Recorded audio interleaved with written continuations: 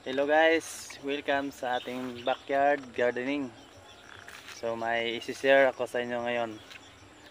So naka-try na ba kayo ng inyong pipino na mapait? Mapait ang lasa? Mapait ang lasa. Dahilan may share ako sa inyo. Tikman natin to ang ating pipino kung mapait ba. Tikman natin. Ito. Ano ba to? Walang maghawak ng cellphone. Ako lang. Okay. Nahulog. Okay na to. So, yan.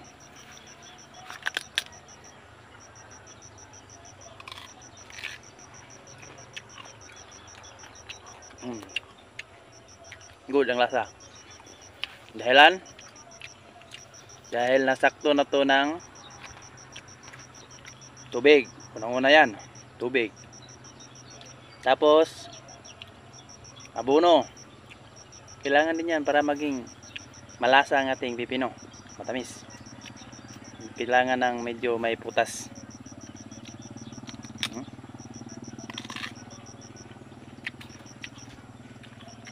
Pangatlo,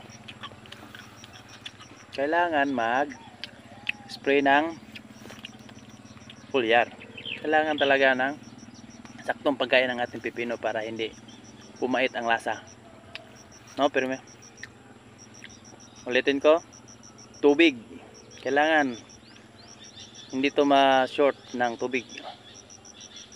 Kailangan sakto ang kanyang pag-inom para hindi pumait ang lasa. Para mabenta natin sa palengke. Kasi pag ibenta natin, pag kulang ating bigay sa ating pipino ng tubig o abono, mapait ang resulta, nako, nagot ka sa buyer mo.